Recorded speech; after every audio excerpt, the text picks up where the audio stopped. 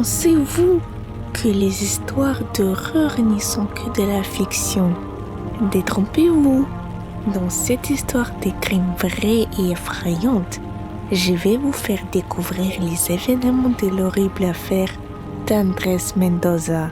Suivez-moi pendant que je raconte son histoire et découvrez comment cette histoire d'horreur réelle s'est déroulée.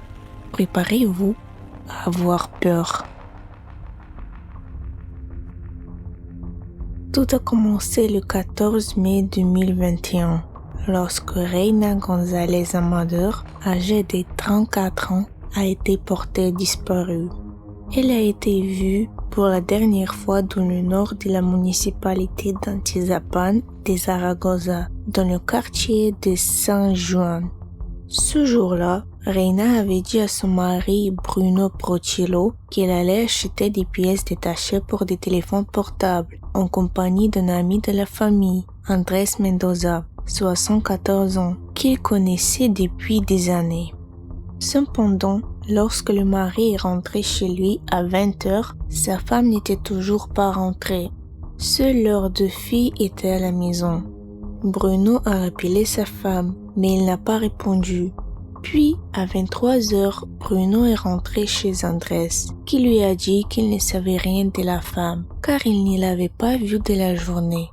Bruno étant un ancien chef de police, il a immédiatement décidé de signaler sa disparition et s'est rendu au poste de police pour déposer une plainte.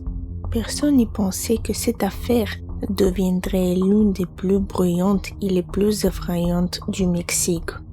Le samedi 15 mai, Bruno Porchillo a demandé l'accès aux images des caméras de sécurité. Les images montrent sa femme marchant dans la rue où vivait Andrés, mais il n'est jamais sorti de chez lui. C'est le dernier endroit où elle a été vue. À 20h40, Bruno s'est de nouveau rendu chez Andrés, cette fois en compagnie de son beau-frère. Ils sont frappés à la porte métallique, mais Andrés a de nouveau déclaré qu'il ne savait rien de la femme. Bruno lui a demandé d'ouvrir la porte, disant qu'il voulait seulement poser quelques questions. Andrés ouvre la porte et Bruno fait irruption dans la maison.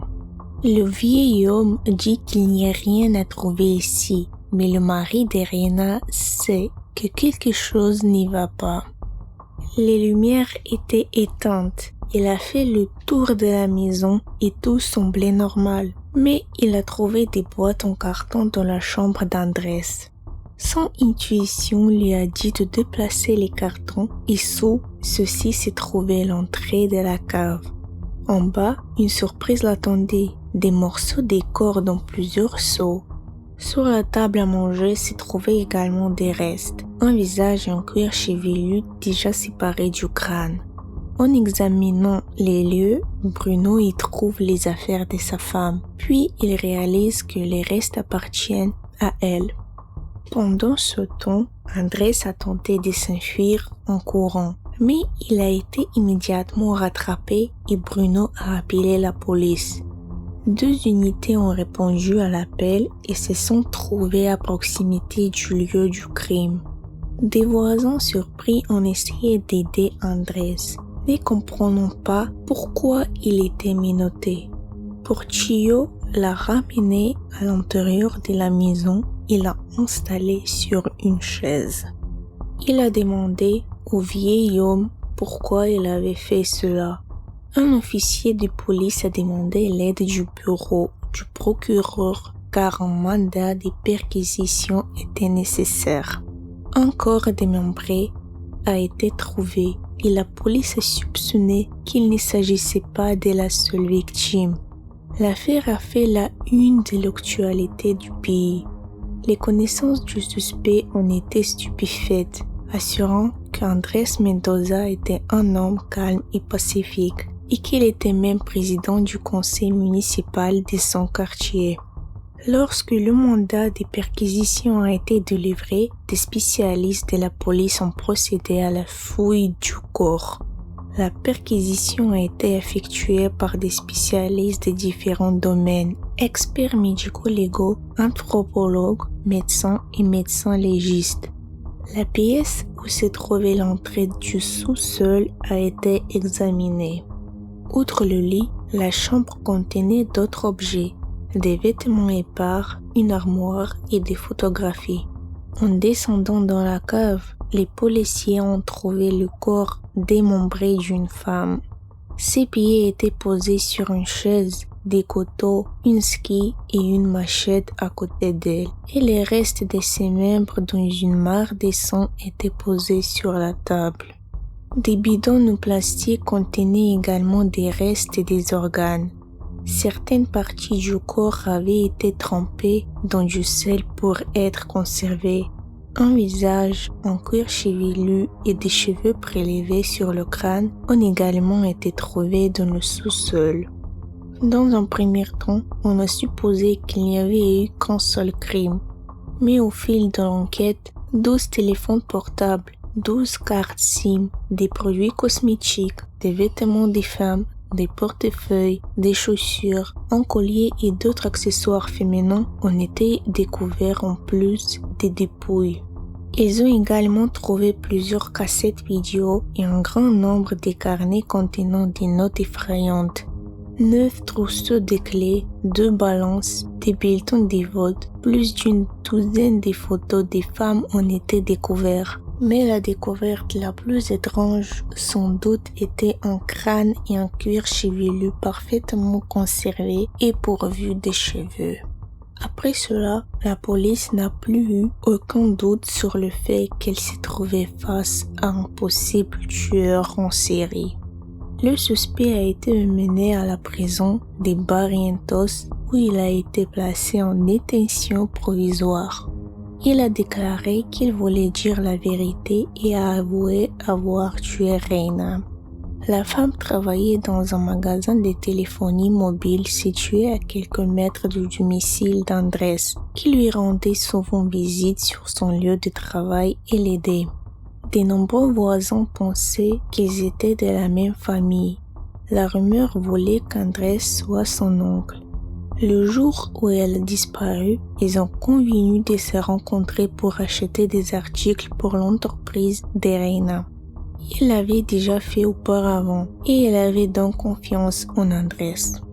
À 5 heures du matin, elle a dit à son mari qu'elle allait faire des courses avec Andrés.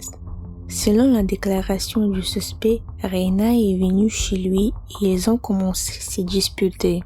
Andrés a dit qu'il était amoureux d'elle et lui a proposé une relation, ce qui a été à l'origine de la dispute. Reina a refusé la proposition et Andrés a alors pris un couteau et lui a coupé le cou. La femme est tombée sur le sol et il a commencé à la frapper. Elle respirait encore, puis il l'a poignardée à plusieurs reprises dans la poitrine. Après avoir commis le crime, André a démembré le corps de la femme et a placé les restes dans des bidons pour les éminer à la cave. Sur une table de la cave, il a retiré le visage du crâne qui était si beau qu'elle voulait le garder pour toujours. Il a fait tremper les restes dans du sel pour éviter les mouches. C'est la seule chose qu'Andrés a avouée. Il a également dit que 4 autres femmes avaient été enterrées dans la cave. Cependant, les notes de ces carnets et les photographies parlent d'autre chose. La main d'Andrés a fait une entrée le 17 décembre 1974 qui a décrit l'une de ses victimes qui vivait à Coatepec dans la rue Anca González. À 5 heures du matin, elle est partie pour l'autre monde. C'est du moins ce que disent les registres. La tête pesait 4,5 kg, la poitrine 1,5 kg chacune, les côtes et le bras droit 14 kg, le pancréas, le cœur et le foie 4 kg. Le poids de toutes les parties du corps de la victime, âgée de 28 ans, a été donné. Il ne fait aucun doute que cela a fait une impression effrayante sur les personnes chargées de l'enquête. Personne ne savait alors à quel point cet événement allait prendre de l'ampleur. Des cassettes vidéo ont également été trouvées sur la scène du crime. Andrés a filmé chaque meurtre et chaque démembrement, puis il a pris des photos Polaroid. Personne n'y comprenait ce qui s'est passé dans la tête de cet homme.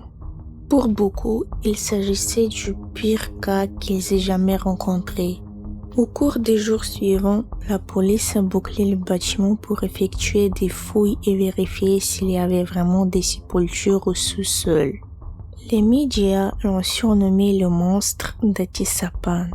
Des spécialistes civils ont rejoint la police pour participer aux fouilles.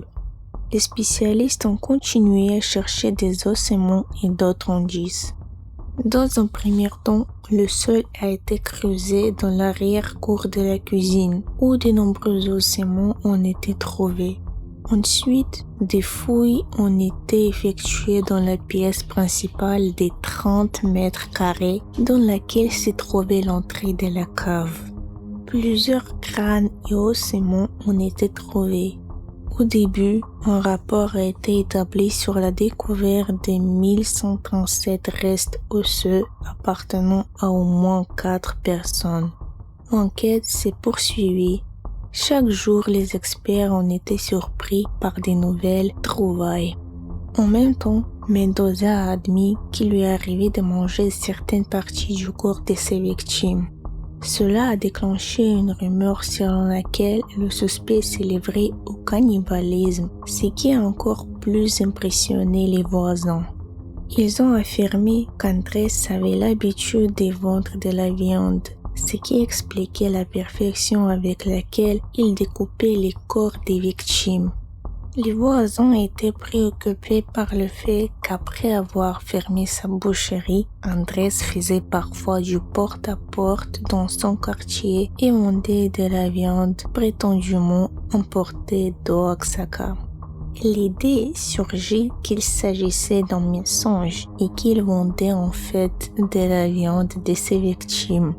Les voisins se sont souvenus qu'il vendait cette viande à des prix très bas et qu'il donnait généreusement plus que ce qu'on lui demandait. Andrés Mendoza est né à Oaxaca le 29 novembre 1947. Les voisins se souviennent qu'il est arrivé à Atizapan dans les années 1980. Sa sœur, qui vivait dans la même maison que lui a demandé de percevoir les honoraires des personnes qui louaient des chambres. L'homme a toujours été calme et distant. 9 ans avant l'enquête, il avait ouvert une boucherie grâce à laquelle il avait fait la connaissance de nombreuses personnes, y compris des hommes politiques. Il est devenu président du conseil municipal d'Atizapan et a également été membre d'un parti politique. Il était très généreux et s'occupait toujours des habitants de son quartier.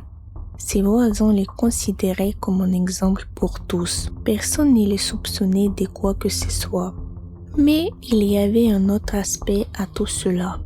Certains ont affirmé que l'homme avait un regard lubrique et désagréable. Plus d'une fois, il s'est rendu chez des femmes avec des intentions romantiques sous prétexte de les aider. Il était connu comme un homme âgé qui se rendait souvent dans des bars pour boire et rencontrer des femmes. Dans les meubles où il vivait, il louait une chambre à un couple avec enfants. Une autre chambre était occupée par un médecin et aucun d'entre eux n'a remarqué quoi que ce soit de suspect.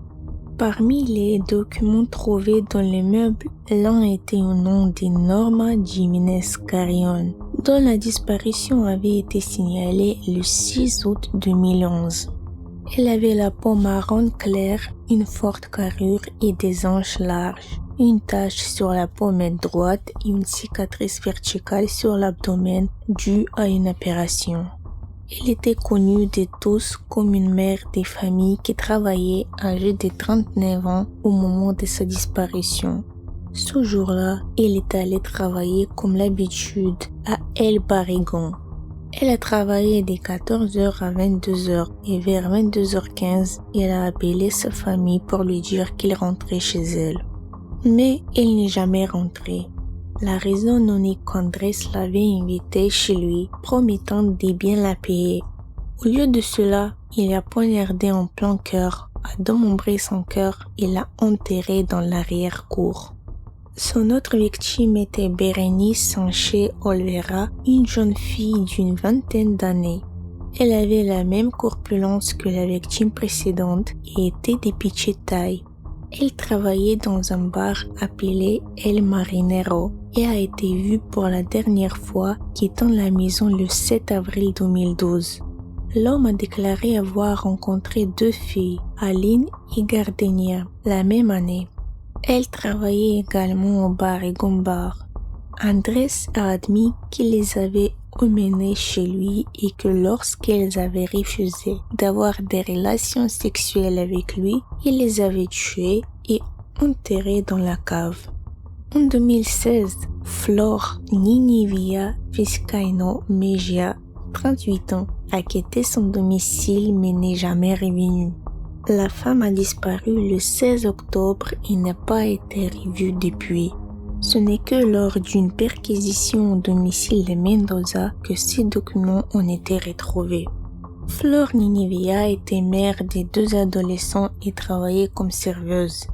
Elle était divorcée et ses filles passaient les week-ends avec leur père. La femme a quitté la maison à 11h et a envoyé un message à ses filles sur Facebook le même jour. Les heures ont passé mais il n'est pas revenu et sa famille a signalé sa disparition. Son portrait a été publié sur les médias sociaux mais sans résultat. Au travail, il rencontre Andrés, qui l'invite parfois à déjeuner et lui offre des cadeaux. Cependant, il refusait également d'avoir une relation avec lui. C'est pourquoi il l'aurait tué. Des documents appartenant à Rubusula Galejos Castillo, 32 ans, disparu le 20 juillet 2019 à Tlalnepantla, ont également été retrouvés sur les lieux. Il a été vu pour la dernière fois dans un restaurant au moment enregistré par des caméras de sécurité.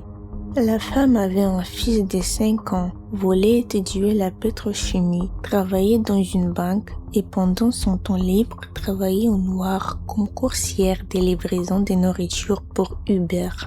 Ce jour-là était son jour de congé, mais elle a tout de même décidé de gagner un peu d'argent et d'effectuer quelques livraisons. Ses proches ont remarqué sa disparition lorsque Rubusula n'était pas présent à l'aéroport pour rencontrer sa sœur. La sœur s'est rendue à l'appartement de Rubusula, mais seul son fils s'y trouvait, qui avait passé 5 jours seul dans l'appartement fermé à clé. Le 26 juillet, un avis de disparition a été déposé. La moto que conduisait Rubusula a été retrouvée dans la région de Saint-Javier, mais il n'y avait aucune trace de la jeune fille. Lors de son témoignage, Andrés a indiqué qu'il choisissait des belles victimes. Si elle refusait, il mettait son plan à exécution. Il invitait des femmes chez lui sous prétexte de les aider et lorsqu'une femme venait chez lui, il commençait par gagner sa confiance. Lorsqu'elle n'y bougeait plus, il passait au démembrement. Comme les femmes étaient belles, il leur coupait le visage pour les préserver. Il faisait de même avec le cuir chevelu. Grâce à son expérience de boucher, il découpait certaines parties du corps pour les manger plus tard. Il trempait le reste dans du sel et l'enterrait sur le terrain de sa maison, dans la cuisine, l'arrière-cour ou le sous-sol. Il recouvrait le lieu de l'enterrement d'une épaisse couche de ciment pour éviter de répandre l'odeur. Quelques semaines plus tard, les enquêteurs ont trouvé 3787 ossements. Les examens médico-légaux ont montré que les ossements appartenaient à au moins 17 personnes. La police a commencé à examiner 600 dossiers concernant tous les cas des personnes disparues à Atisapan et dans les environs au cours des 30 dernières années. Les ossements ont fait l'objet d'un nettoyage minutieux, à l'issue duquel il a été possible de déterminer à quelle partie du corps ils appartenaient, ce qui a permis d'évaluer le nombre de victimes. Pendant que l'enquête se poursuivait, Andrés Mendoza a été transféré de la prison de Barrientos à celle de Tenango del Val en raison des menaces proférées par d'autres prisonnières qui voulaient le tuer pour cette atrocité. Quelques jours plus tard, des parents de l'une des femmes disparues se sont présentés à la police pour fournir leur échantillon d'ADN afin qu'il puisse être comparé avec les échantillons d'ADN des restes osseux retrouvés. Parmi ces victimes potentielles figurent également María Marés et son fils Edgar, âgé de 7 ans, qui ont disparu le 24 décembre 2014. Les voisins ne les ont pas revus depuis. Mathilde Marés, la sœur de Maria, a déclaré que Maria était une mère célibataire et vendait des bonbons sur un chariot avec son fils. Andrés l'a autorisé à stocker les chariots chez lui. Le jour où Maria et son fils ont disparu, ils ont quitté la maison disant seulement à leurs proches qu'ils ne s'éloignaient pas. Quelques heures plus tard, ils ont commencé à chercher dans les rues, mais ils ne les ont pas trouvés. Après avoir interrogé toutes les personnes qui vivaient dans la région, ils n'ont pu obtenir d'informations que d'une seule personne qui les avait vus le jour de leur disparition. Il s'agit d'Andrés Mendoza, qui a même proposé à la sœur de Maria de l'accompagner à la police pour signaler la disparition de sa sœur. Personne ne le soupçonnait. Tout le monde dans le quartier le connaissait. C'était un homme respecté, toujours prêt à aider. Une voisine qui tenait une épicerie s'est souvenue qu'il y a quelques années, Andrés lui avait offert des billets pour un festival dans leur quartier. Il avait beaucoup insisté pour qu'il y aille.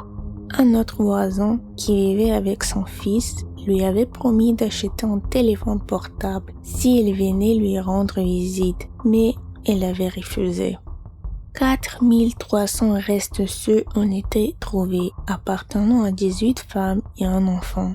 Ces chiffres ont été publiés après l'achèvement des fouilles dans 3 des 4 zones dans lesquelles la scène des crimes a été divisée. 2 radars ont été utilisés pour créer une carte virtuelle de la zone et avoir une vue claire de la scène des crimes.